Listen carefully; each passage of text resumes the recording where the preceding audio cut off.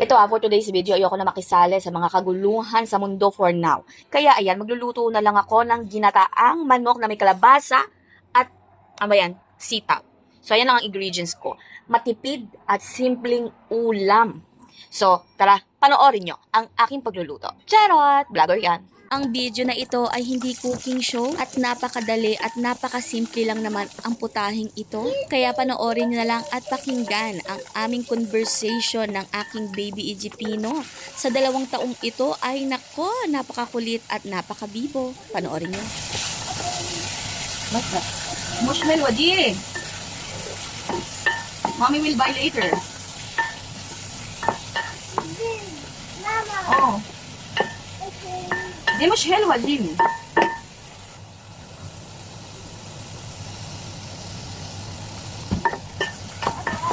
ايوه ستيب استنى. Mommy's cooking. Later we will sleep. Later we will sleep. Just now you wake up, Mama. Just now you wake up. You want chicken?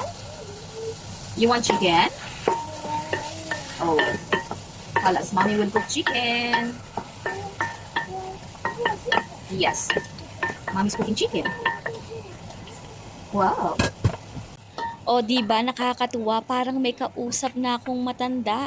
So ayan, nilagay ko na rin pala yung gulay na yan, ang sitaw at kalabasa.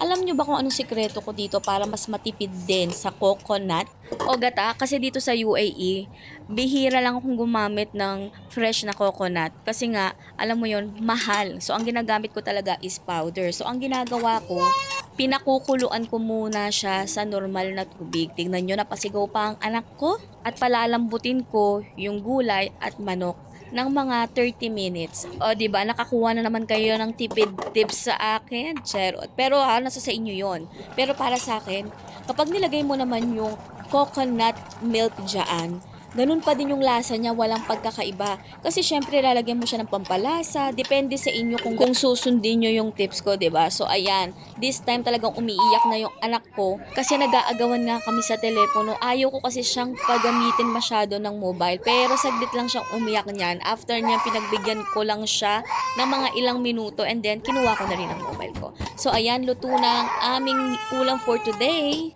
Ang chicken with gata with vegetable. Ano ba yun? Basta ginataang manok na may gulay. Yun lang. Bye-bye.